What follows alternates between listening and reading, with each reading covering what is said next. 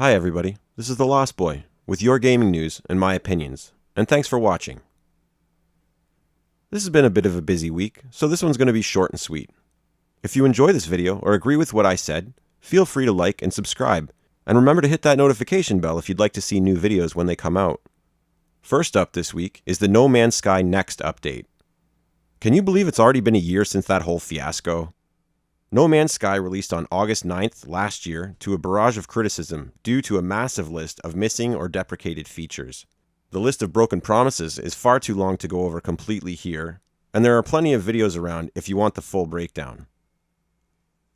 The latest update, however, goes a very long way in addressing many of the issues players had with the game when it released.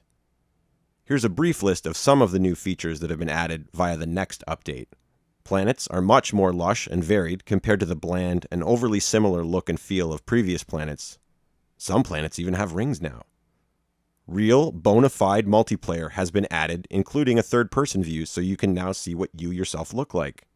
Space stations are much more populated. They now include multiple vendors instead of just one, as well as other inhabitants to speak with, learn languages from, and even accept missions from. The crafting and resource systems have also been completely overhauled. The added complexity would seem to negate some of the monotony of grinding and progression when compared to the game's initial release. This list is by no means complete, but from everything I am hearing, this is basically the No Man's Sky that people had been promised and were expecting nearly a year ago. I remember when the game released finding the whole thing sort of funny.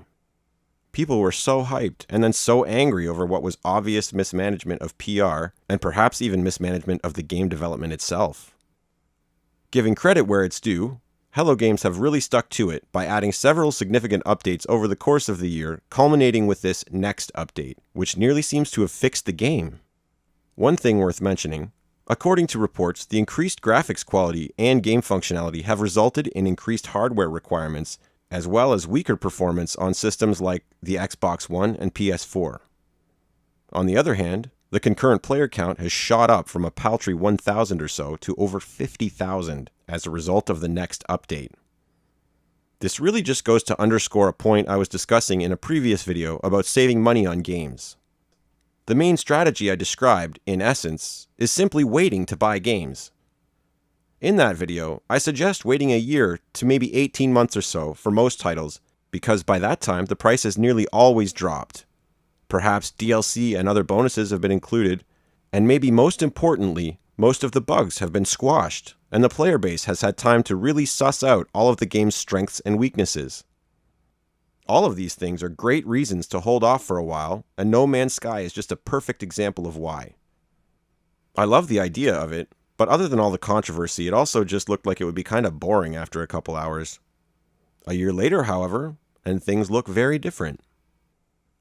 This next thing, I really wasn't sure if I wanted to wade into.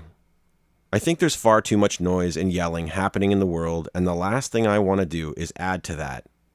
But here goes. So, the whole Guardians of the Galaxy and James Gunn thing is something I think I need to talk about. In a previous video, I talked about the controversy surrounding the trailer for Battlefield 5 and how tribalism is overcomplicating what should be a simple situation. The media is describing a situation where people on the political right are weaponizing the PC culture of the political left against itself. In this instance, James Gunn, who directed Guardians of the Galaxy Volumes 1 and 2, has been targeted for old tweets that included some pretty tasteless jokes. Personally, I find this trend towards hypersensitivity regarding comedy pretty disturbing. What about freedom of speech and expression? What about artistic license? What about, hey, it's just a joke? Where it gets tribal is the suggestion that Gunn was targeted specifically by people on the political right, and that this happened because Gunn had been critical of Donald Trump. When Marvel's parent company Disney reacted by firing Mr. Gunn, many fans of the films were disappointed, as well as the all-star cast of the Guardians films themselves. Within a week of the announcement, many of the cast members penned an open letter to Disney showing much love and support for Mr. Gunn and asking that he be reconsidered to continue directing the Guardians of the Galaxy films. Now get ready, because here comes my opinion.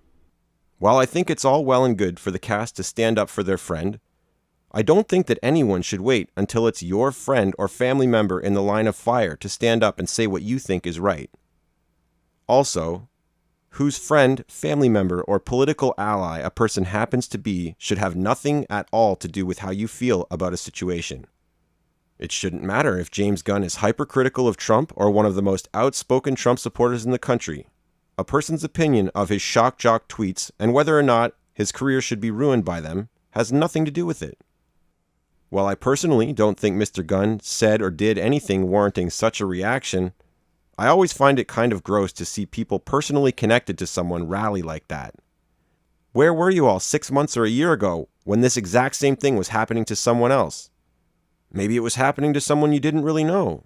Or even better, someone on the opposite end of the political spectrum as you. We all need to try to think more and be a bit more objective every day, and try to resist the urge to do what simply feels easiest or right. What do you think? Let me know in the comments section. And that's all for this week's video. If you're still with me, thanks again for watching. Your support is greatly appreciated. Always remember your happy thought, and I'll see you next time.